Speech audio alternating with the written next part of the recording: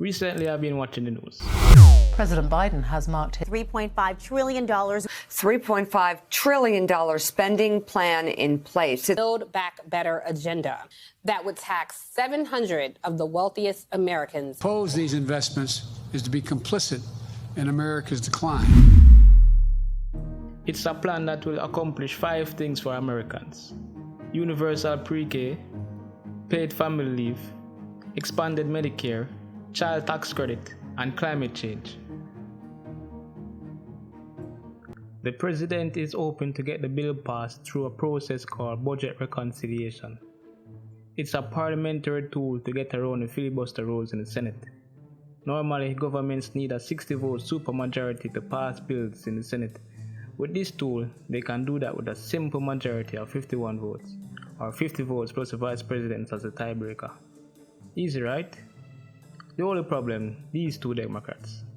West Virginia's Joe Manchin and Arizona's Kyrsten Sinema. They are opposed to the bill for their own reasons. Urgency. Do we have the urgency to do what they're wanting to do in such a quick period of time? Doesn't see an urgency in the US spending so much money right now. He has stated a price tag floating of around $1.5 to $2.2 trillion. He is opposed to a condition in the bill to use tax incentives to cut emissions, essentially paying electric companies to go green. The transition is happening. Now they're wanting to pay companies to do what they're already doing. Makes no sense to me at all. If you look at this graph, you'll see how far off the US is from meeting their target in the Paris Agreement of limited global temperatures to 1.5 degrees Celsius. The blue line represents what is needed, and the gray line to the right from 2018 is the projected based on what is currently happening. As you can see, they can't reach their target with the current policies based on emissions from electric power. Now let's take a look at Senator Kyrsten's Sinema. She has been silent on her concerns, but let's hear what the president said in his town hall meeting. First of all, she's smart as the devil. She's very supportive of the environmental agenda in my legislation. Very supportive. She's supportive of almost all the things I mentioned relating to everything from family care to all those issues. Where she's not supportive is she says she will not raise a single penny in taxes on the corporate side and/or on wealthy people.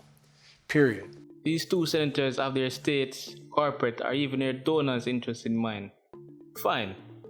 The only matter is, there is one thing in that bill that will not only impact the American people.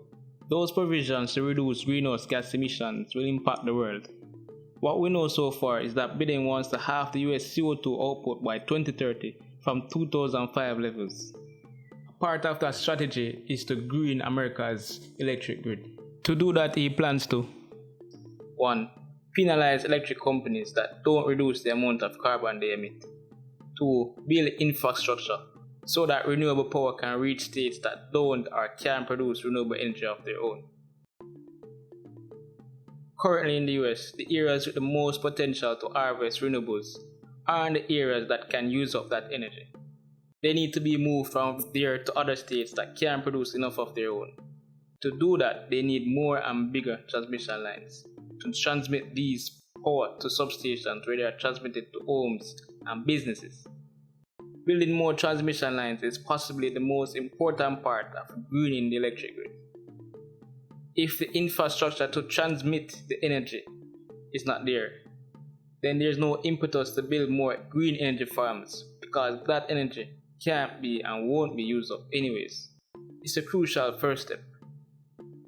The US is the second most polluter of greenhouse gases in the world, accounting for 13% of world's emissions. Needless to say, a reduction in their emissions is a win not only for them, but the entire world. It is also crucial for the US to take serious action on climate change, to put pressure on the number 1 emitter, China. Look at it this way. The US is top dog in the world. The Chinese want to be top dog again. Remember, they once were. So they want to beat the US on everything, including climate action. If the US doesn't implement serious actions, then the Chinese won't have to do much to beat them on the global stage. However, if the US implements serious climate action, then the Chinese will have to step up their game. You see, China doesn't want the world to point fingers at them if the climate gets unbearable. They want to be able to point the finger back at the US. These two US senators hold the key to that. The top 10 emitters account for roughly 70% of emissions. Climate action by them is a huge deal. I've created a previous video you can find here about how we've impacted our planet in the last 70 years. You can watch here. Please subscribe to the channel and share it with your friends. Have a great day.